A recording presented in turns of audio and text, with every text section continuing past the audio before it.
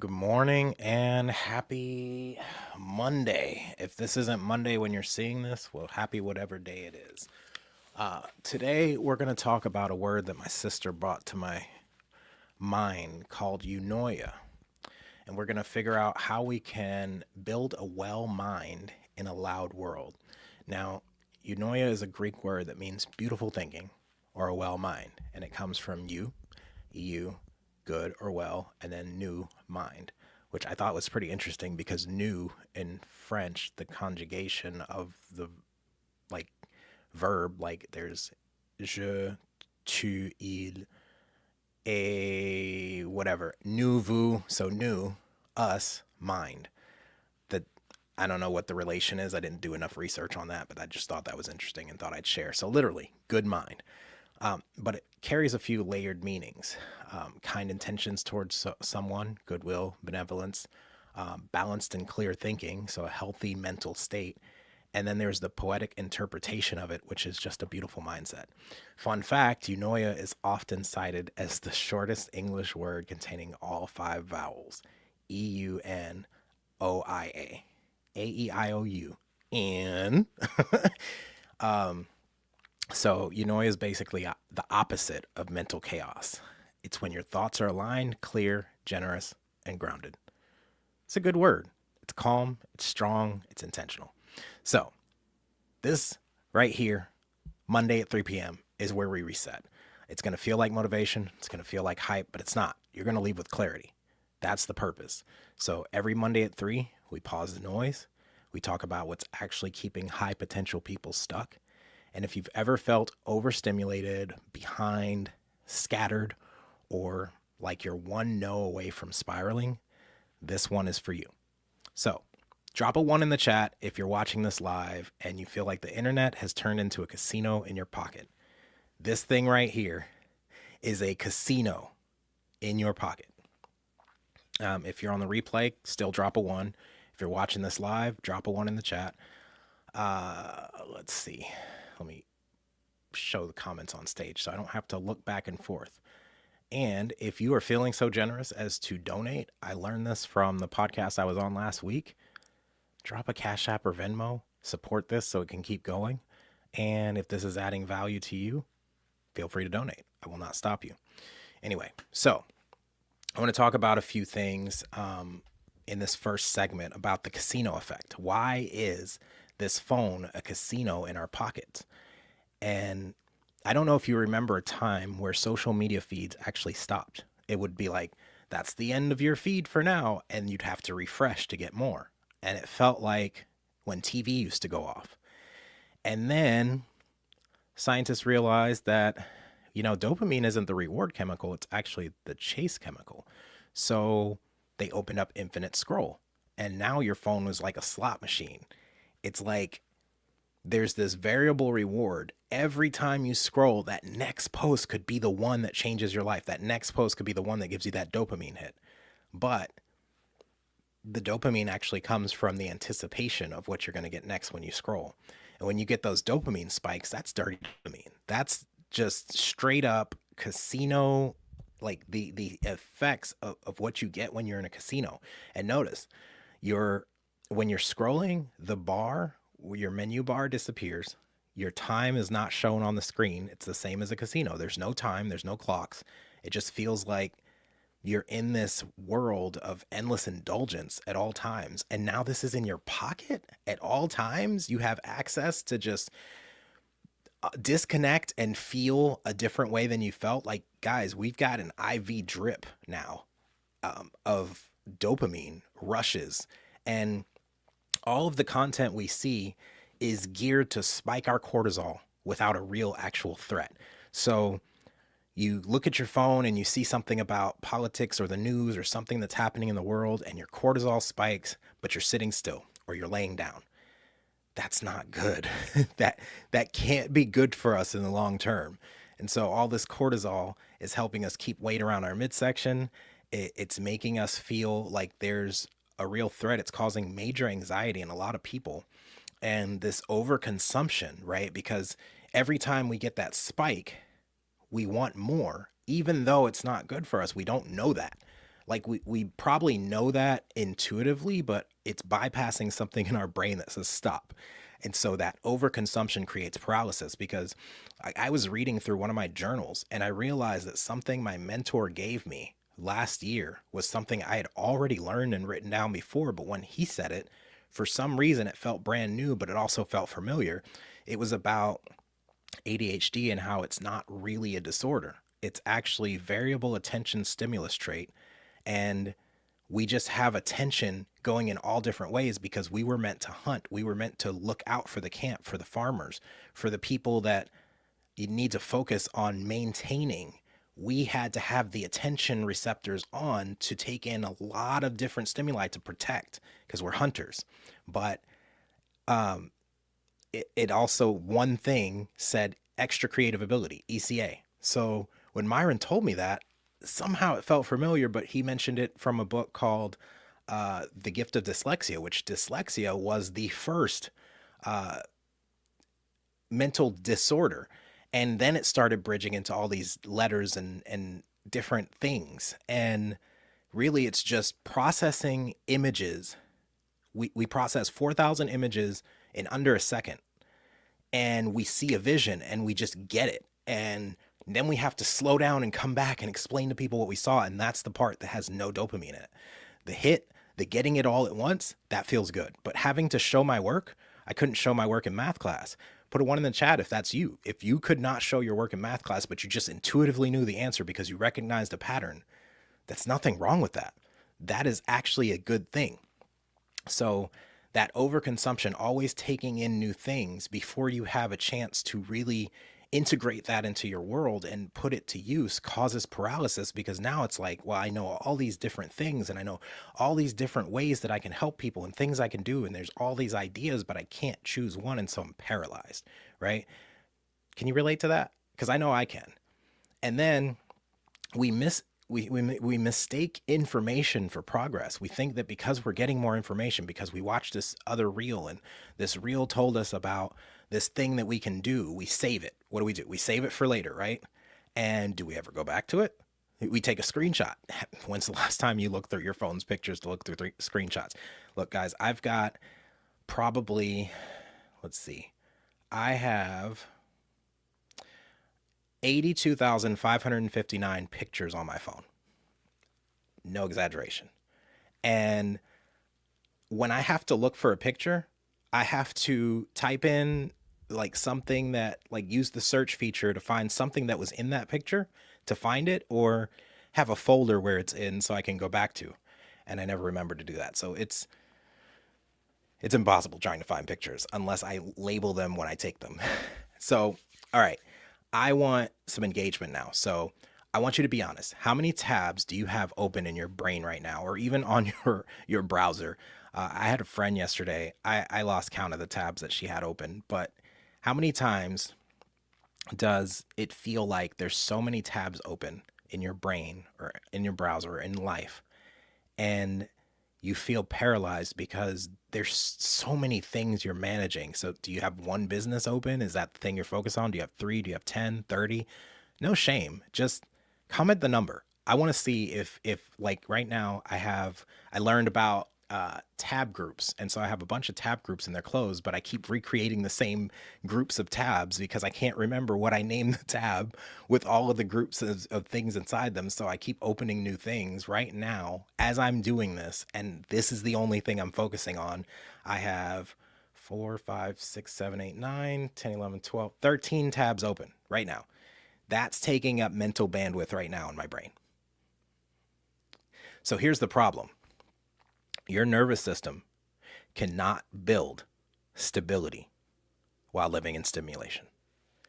And that's where we're at right now, is we're constantly stimulated and we're looking for stability. We're looking for peace. We're looking for eunoia, a beautiful, well-grounded mind. And we can't get that as long as we're overstimulated with all of the distractions that are meant to keep you on the platform longer. And there's nothing against the platforms. They're doing what they do. They're making their money, but we are the product and our attention is the product. So here's where it gets expensive. If you're in sales and sales conversations feel heavy, it's because you're constantly carrying around all of this information subconsciously. It's in the background, and if you're neurodivergent, there's rejection sensitivity. We have been rejected so many times from like playing on a team with other people, from being selected. Even when we raised our hands because we wanted to engage, the teacher would look over us because we always engaged and they wanted someone else to engage, but they didn't explain that to us. They just overlooked us. And sometimes we just wanted to be class clowns, and that's cool too. But because of that, we're so used to being rejected that if we hear no, or if we hear something that feels like a no or feels like rejection, it can spiral. One no can feel like global collapse, like the world is falling down around you. And we're always selling. I said, if you're in sales, we're always selling. We're either selling a product, a service, our personality, who we are. We're selling that to a person with that first impression. And some of us will avoid even meeting a new person if we feel that person will reject them. And then there's some of us who we don't want to hear no so badly that we will conversate or ask a question in a way that a no can't happen, right? So, and then there's this sample size fallacy. So if you're doing research for your business or for something, and you take a sample size, like 3 people do this thing, so that just means the general population, the general population will say the same thing as these 3 to 5 people. That's not true. I mean, even research, like the reason that the general height and the general weight and the average of all of that is so restrictive and doesn't feel like us is because it's taken from a sample size of a certain group of people in a state that, I think it was Wisconsin. It's like the average height, weight, and all that is from like 10 or 20 white men in Wisconsin. And so me at my height, 5'10", my ideal goal weight is 174, and I think it was like 15% body fat or something, or a BMI of, I don't remember the number, 25 or something like that.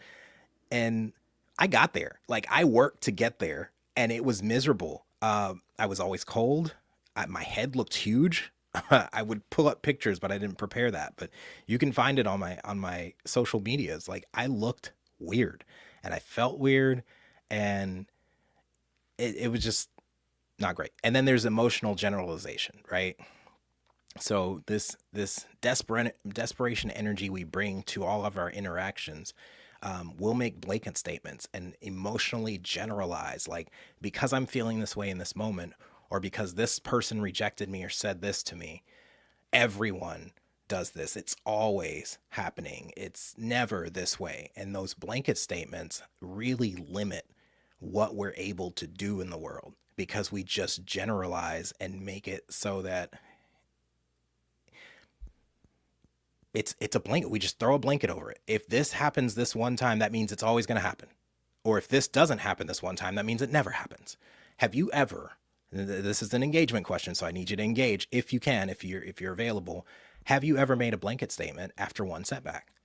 Nobody's buying. Everybody's broke. This doesn't work. Drop a yes if you've done it. If you got time to drop the story later, drop that. That's not market research.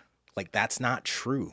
That is a blanket statement you've thrown over this one situation, and you've just made it so that everything is this way. That's nervous system storytelling. Our nervous systems are so overloaded with information, with data, with, a lot of people are experts now that we've got AI and we've got social media, and they are keyboard warriors, and they'll tell you their opinion. And that opinion may not have any valid like research or experience behind it. It may just be an opinion that they think works. And so now they're spreading that to everyone else. And we're taking it because it was stated confidently or because the video looks good, right? It could be wrong, and we would never know. So I want you to do more research on whatever it is that you intake before you take it to heart and make it real. If one person says no, it's not the end of the world, right? That person may just not be in the right place. And have you ever asked why they said no? Because that's really valuable data. I did a greater momentum mastermind where we offer refined in real time, and we set people out to test. I I know you're struggling with this thing. I have this offer. Would that be of value to you? If they say yes, you've got a sale, and you can ask why. Why is this of value to you? And they'll tell you. But if no, then this is even better, because now you can say, well, why isn't it of value to you? And now you have data to refine that offer to make it better, because maybe it wasn't communicated clearly enough, right? So I want to talk to you now about something called the complaint loop.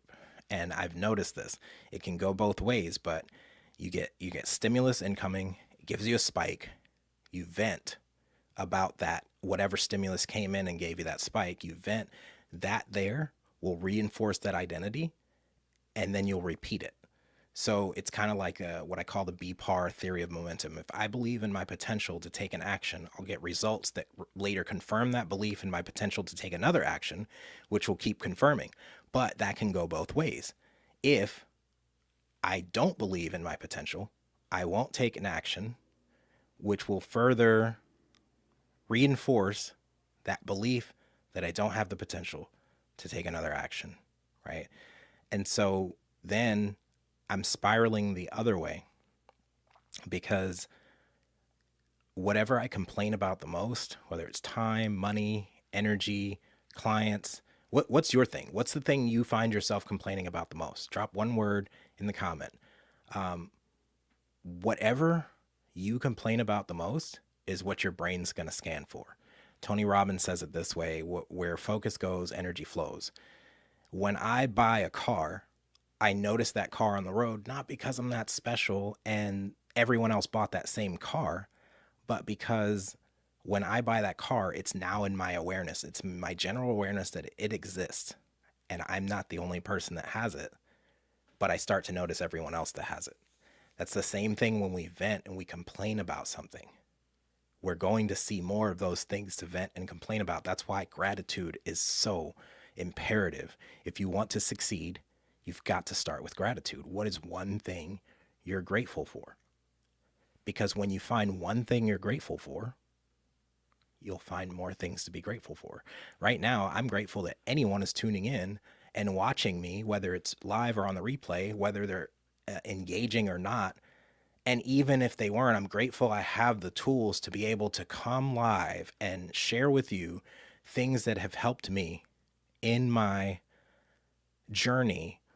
And as I talk, I see Marisa messaging me that we need a live talk show. And I totally agree. I think a talk show would be amazing. And if, let me open up Facebook and see if she wants to hop on and talk with me about this. This would be even cooler. Let me drop the link for her to hop on, because this woman is amazing. Let's see, copy, and let's find her. You may not know her. You may not have met her. She knows a lot of people know her, but you might not. Here we go. Hop on, girl.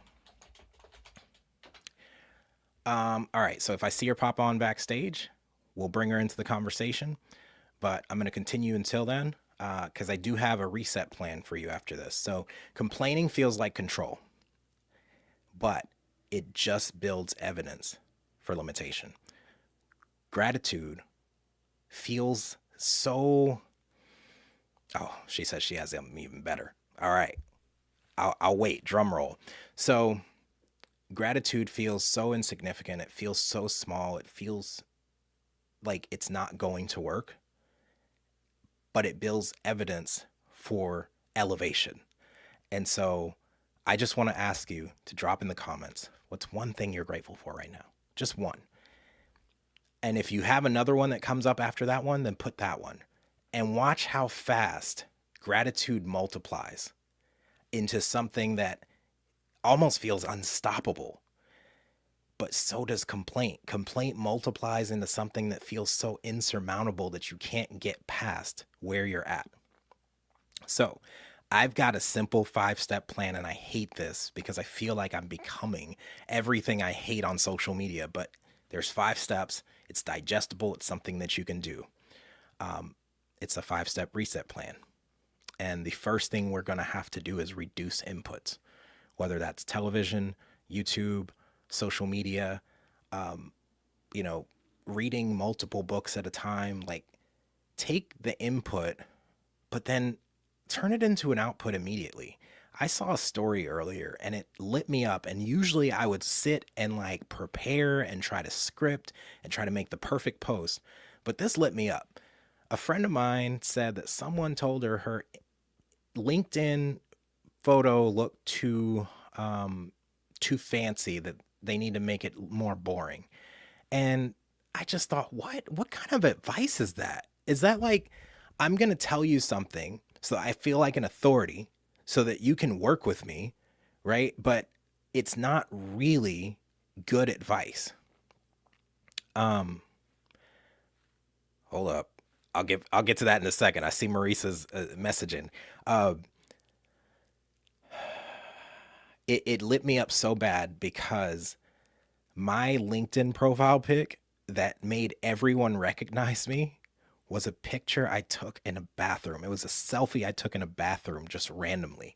And I liked the way my face looked. I liked the way my glasses and my hair looked. It all looked great. And I cropped it to that little circle that you can see me on LinkedIn. And it was a bathroom selfie. And I had plugged myself into the UX community so hard that by the time I was volunteering at Big Design in 2019, people were like, "You're the LinkedIn guy." And I'm like, I'm the LinkedIn guy? What does that mean? And multiple people had said that. "You're the LinkedIn guy." What does that mean? So, what's up, Elijah? Life, family, opportunities. That's what Tiffany's grateful for. Thank y'all for sharing in the comments. So, a bathroom selfie just randomly taken that I felt I looked good and that I felt that represented me. Like, when people saw me in person, it wasn't fancy, it wasn't boring, it was me. It was who I am. And they recognized me from that. So I would say, whatever you want to put out there that is you, that will create that coherence between I see him online looking like this and I see him in real life and I recognize him because he's the exact same person, right? When I was trying to script everything and I was like over preparing and planning, that stuff does not land with anyone. Nobody wants to, like, it doesn't feel real. It's not. But when I just come off the dome from the heart, like, that's what people know of me, is the real. So reduce the inputs and do something, execute before consuming more. So if something resonates with you and you feel a feeling, just go and make the content right there. You don't have to be in the perfect environment. As a matter of fact, think of the last reel you watched where it was just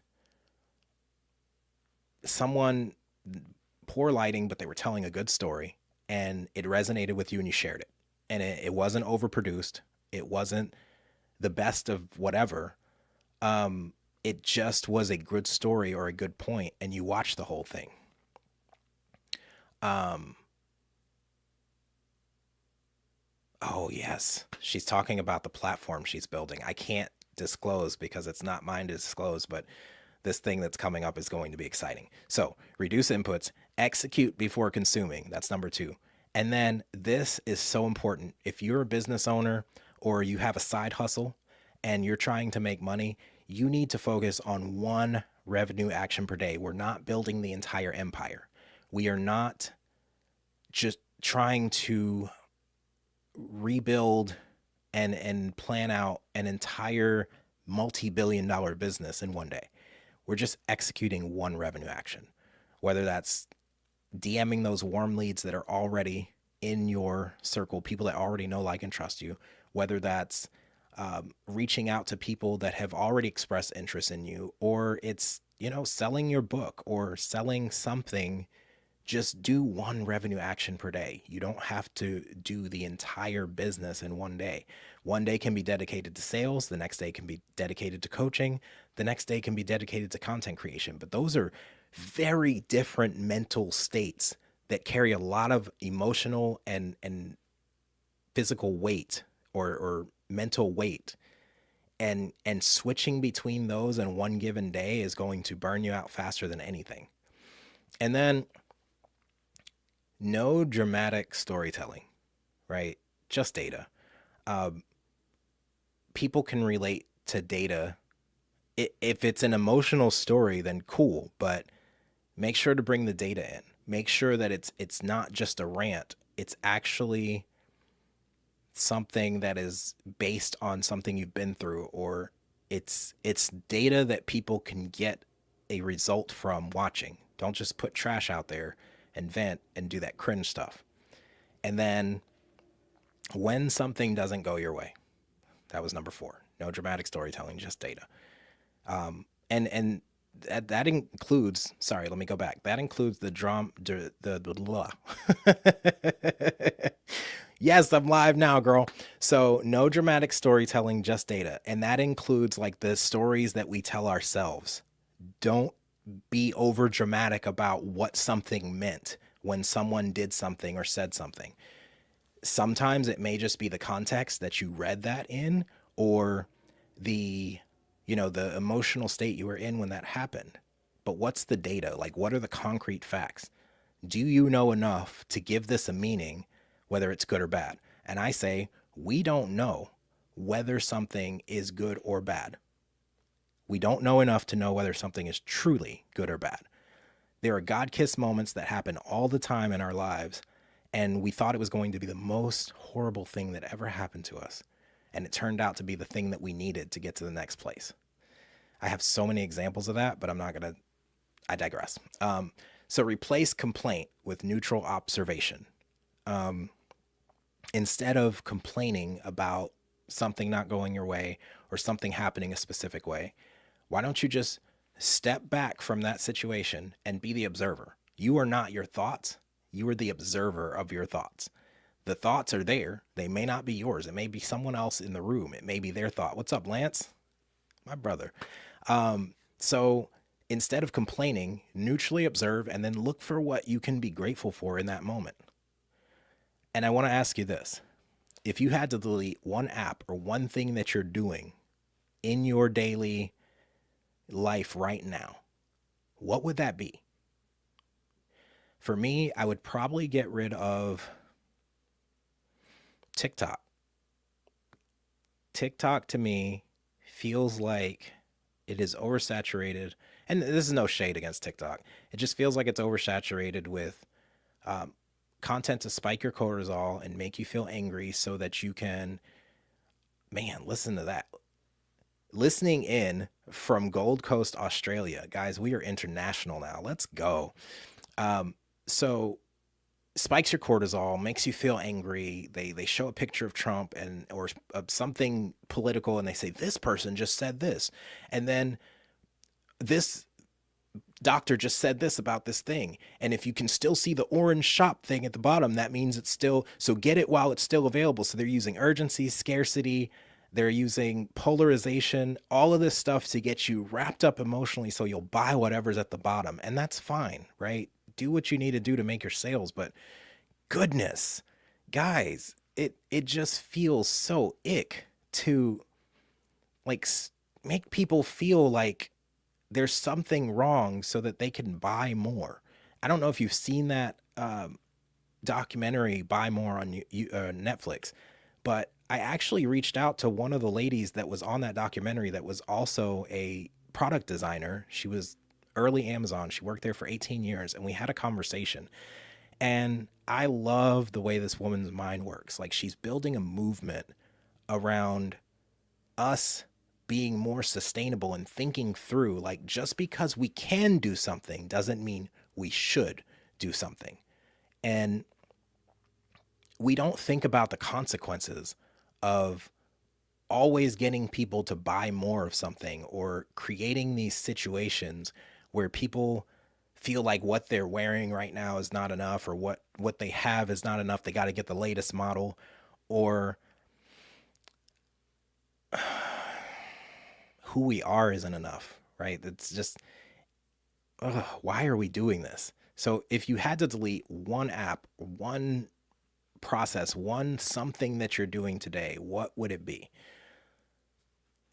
I mean, there's way more than one for me. I know that when I replaced the time I spent on Facebook and Instagram with time on LinkedIn, I messed around and leveled up my career and went from making 30K to 250K just by changing the kind of people I hung around with and the things I consumed and the places I put myself. Um, Elijah, EB Social Dynamics, his new channel, check it out. TikTok diluted the average person's attention span to be equivalent to that of a squirrel. Still haven't forgiven them for that. And that, man, we can go down a rabbit hole chasing squirrels with that one, but it's so true. Like, if you can't, then I see the numbers going up and down. Either people are doing something, or I'm not grabbing their attention, or I'm not like spiking their cortisol or adrenaline enough, but I don't care. I'm not here to feed into the echo chamber. But if someone feels like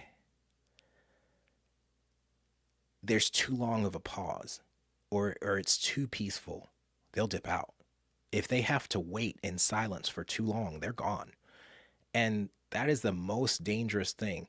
Like, I don't know about you, but when I go to sleep at night after I've spent a day on my phone, like catching up with notifications or scrolling, when I finally lay down and sit in silence, my ears start ringing so loud and my brain feels like it's on fire. I don't remember the last time my brain actually felt at peace. I don't remember the last time I preferred to meditate and sit in silence rather than have some kind of stimulation, a podcast on, a YouTube video on, someone's reel they sent me, reading a text message, listening to music, making music. Like, there's always something we're doing. There's never any time for our brains to become completely bored. So I want you to think about this. You don't have to put it in the chat. What's one thing you would delete from your life today? Because you don't need more strategy. We think we need more strategy, but you need fewer stimuli. You need less stimulation. You need more peace. I'm going to let that sit for a minute. So, right now, I want to hear from one or two of you. What's the one thing you're going to stop consuming this week? Accountability is so important. And think about it. Like, when we hire a coach, when we hire a trainer, personal trainer, physical trainer, when we hire someone to help us with our resume, when we hire someone, what we're really doing is we know what to do. We know exactly what it is that we need to do. Sometimes we don't, or we think we don't, and then we hire the person for that accountability, right? If I'm going to the gym by myself, I can tell myself no. If I'm going with my partner, we can kind of talk each other out of it because we love each other and we just want to relax together. But if there's a trainer waiting on us at 5 a.m. or 6 a.m. and we don't want to let that person down, we'll get up and take our butts to the gym, right? So really, we're just paying for accountability. If we tell someone we're going to do something, we don't want to disappoint them. And why we can not disappoint someone else, but we can continually disappoint ourselves is something that's beyond me, but it is what it is. So if you're on YouTube, type it. What's one thing you're going to stop consuming this week? If you're on LinkedIn or Facebook, just one short comment reflection. Just take the time to think of one thing you are going to stop consuming this week. Because accountability happens in public, and I'm offering you that space, but I'm also holding myself accountable. I said I'd be here at 3 every Monday. I was a little late, had some technical difficulties. For some reason, when I turned my computer on after it's been asleep, it turns on, but the screens don't come on. They don't register the input, and then I have to restart it. So there was that. And then I got distracted because, hey, we live in the age of distraction. So I looked up, it was like 3:09. Oh, well, I'm here. I'm here to give value to you. So I want you to know that peace is not passive. We have to actively participate in our peace, whether that's meditating, being mindful of those moments where we want to just react or just say something off the cuff and not think of the potential consequences past that. Peace is structured. I'm letting a lot of silence rule over this last part because I want you to know what peace feels like. I don't have to always be talking or talking fast. I don't always have to be dropping value bombs. A well mind is not born, it's built. And I want to help you to build a mind that is so well that you have the clarity to do whatever it is you've been avoiding or keeping yourself from doing because you've been inundated and diluted with so much stimulation and attention grabbing cheap dopamine things. So I thank you for spending the time with me here, wherever you're tuning in from, and watching as I rant about the things that I see that are kind of destroying the world right now. If this helped you, I would love for you to share it with someone who feels behind, but you know they're not broken. And if you want help building structure around your execution instead of your emotions, message me Reset.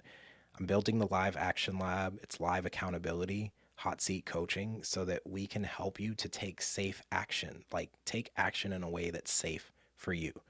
And of course, people drop off as I make the offer. I'm used to that. That's fine. Whatever. Same time next Monday, I'll be here at 3 p.m. Not to add more noise, but to build well minds, that Eunoia that we started this whole thing with. How can we have a beautifully well-rested, well-grounded mind? Well, there's plenty ways. Now, I want to open it up for Q&A. If someone wants to openly discuss something with me or hop on the live stream with me, let me know. I would love that. I'm actually ending 24 minutes early, so we got time for Q&A if someone wants to do that. If not, and you don't make it on, or your question doesn't make it on the screen, please feel free to reach out later.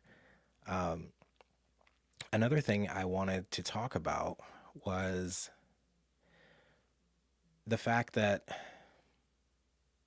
I feel like I weigh at least 3 tons when it comes time to coming up here and doing anything on the computer. Like, I loathe sitting in this room or the next room. This is my studio. Next to it, we have an office. And I loathe sitting in here because I'm just talking to a camera. My camera's name happens to be Sarah. So I'm just sitting here talking to Sarah. And Sarah's not talking back to me. Every now and then someone will comment. But I get my energy from being in the room, in person with people. Real people. Feeling it. Reading the room. Talking about the things that really matter. And, I was working with Claude because I'm moving from ChatGPT because everyone's saying Claude is better. So I was working with Claude, and in 7 messages, I saw the value of working with Claude versus working with ChatGPT. And it helped me to extract the principles and the real feelings behind why I wrote the book way better than ChatGPT ever did. Now, I knew it. It was in my heart, but ChatGPT never asked me the question. It just got a little information, or I programmed it for one thing, and it never thought to ask me a real question about why. It just gave me all this stuff to build and would always ask, do you want to build this next? Next, I can build this for you. And it doesn't have enough context or knowledge to know exactly what I want to build. It's just building what it thinks I should have. But Claude was like, what was that feeling? What was that one question that you were asked? And this was asked to me on the podcast last Wednesday. What was the one question that changed everything? And I went further back than when I wrote the book because that one hit more. It was, who are you? I answered with my name, my profession, my job title, my relation, in relation to like my mom, my sister, my brother, like I'm a brother, and went in all these circles, and I got so frustrated. And they were like, no, you're a child of God. And I'm like, that's stupid.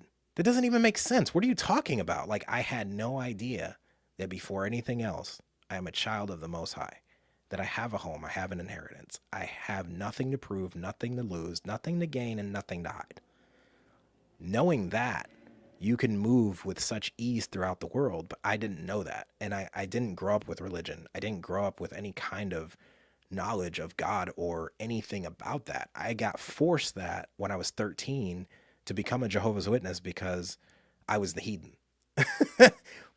Okay, so the question that really changed, like, just woke me up was, what are you doing here? My first coach and mentor, James, said he came in with this coffee and I've always made everyone's coffee, right? Like, come to me. I'm your Boost Bar legendary barista. I will make your coffee the way you like it and ask you about your day and find out what you're doing and encourage you. And when I see you later, I'll remind you or I'll ask you about it. That's who I am. That's what I do best is I just love people. And he comes in, he's rushing, he's got his briefcase and his Starbucks. And I'm like, are you cheating on me? This guy stops mid stride. He looks down at his coffee. He looks back up. He looks at me and he goes, what are you doing here? And he's got the awesome English accent. Maybe that's why that question resonated so hard, was because he asked me in the English accent. But I was like, well, I'm making your coffee if you let me, but obviously you were in so much of a rush, you couldn't stop by here. It would have been the same amount of time, if not less. So he's like, no, what are you doing here? What are you doing here? And I thought about it. I was trying to play small because I kept getting fired. I've been fired from 285 jobs. And that's as much as I can count. 285 jobs.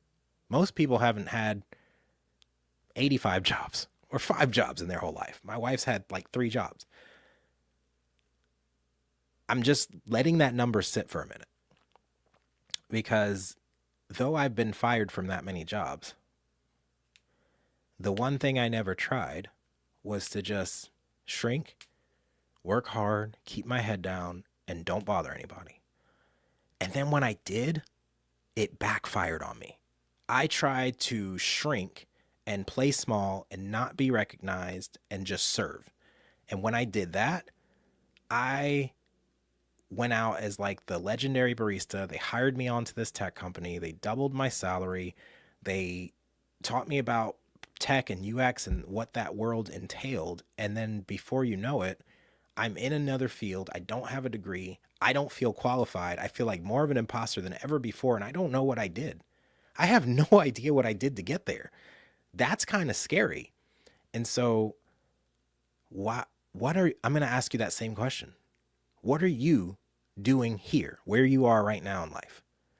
Is it really where you want to be? Is it all you know you've been called to do? Or do you feel like there's something you're called, like there's more? There's more that you could be doing, but you're playing small because of something either someone said or someone told you don't do that thing. Don't show up like that. Don't self-destruct in public. Don't come up without scripting. Don't speak without being prepared. You know, there are some of us that can just speak off the cuff and off the top of the head, and the spirit will just flow through us and it's fine. And then there are some people that have to prepare and they have to practice and they have to remember exactly what it is they're going to say. I happen to be the former. I happen to be the person that if it's in my heart and it's on my heart to say right then, I trust the spirit that I need to be saying this thing to these people. If you're someone like that, then maybe we are made to work together. And if you're not, maybe we were made to work together, because I've been known as the introvert whisperer. There's so many, a professional human icebreaker or human icebreaker, networking king. I just love people. I know what it's like to not be accepted, to not be loved, to not be held, to not be told I love you. And I hate that feeling. And I don't want anyone else to ever feel that. You know, yesterday, a friend of mine I used to work with at the Cheesecake Factory back in 2000, I want to say it was 8. She said, something that you put on this post where he doesn't realize how much people are changed by just one conversation with him. She said, this stood out to me because something you told me 17 years ago has still stuck with me. And it was me giving her basically permission to never play small and like show up and be who she was meant to be, and stop clipping your wings and dimming your shine for someone else. Always be you. Basically, I don't remember saying that. I remember always encouraging people wherever I went, but I've obviously got decades of proof that this is what I do and this is how I do it. and I'm still doubting myself. So I just want to extend this to you. If you're still doubting yourself, what are you doing here? Why are you here? And what is stopping you from raising up and stepping into that identity so that the people that have your name written backwards on their head that can only be helped by you, I'm not going to be able to reach them. These gurus we watch online, they're not going to be able to reach them. Did you know there are still people that don't know who Tony Robbins is? What? There's still people that don't know who Myron Golden is. There are more people in this world that don't know who we are than there are that do. But the people that do know us, they like us and they trust us because we are ourselves. And we show up as ourselves. And we are the person that's meant to help those people because we have the experience, strength, and hope to give to those people that need it the most, and they need it from us. And I realize I'm streaming this on LinkedIn, Facebook, and YouTube. So it's not platform specific. I'm not going to button myself up for LinkedIn or change myself for YouTube or Facebook. I'm showing up how I'm showing up, where I'm showing up. And if it's for you, it's for you. Thank you for being here with me. I hope that it inspires you. I hope that it just births something in you to level up. Because that's what I love to do. I love to see someone come alive and get online and do what they do. As a matter of fact, I notice a lot of times after I've had a conversation with them, all of a sudden they go from posting still images on their story or posting someone else's content to actually coming online and showing their face and talking. And that's what I live for. The world needs to see and hear you. Not regurgitated stuff from someone else. Not a video of you saying something, but you can't hear what you're saying and there's music playing and there's words on the screen. That's nice every now and then, but they need to hear from you.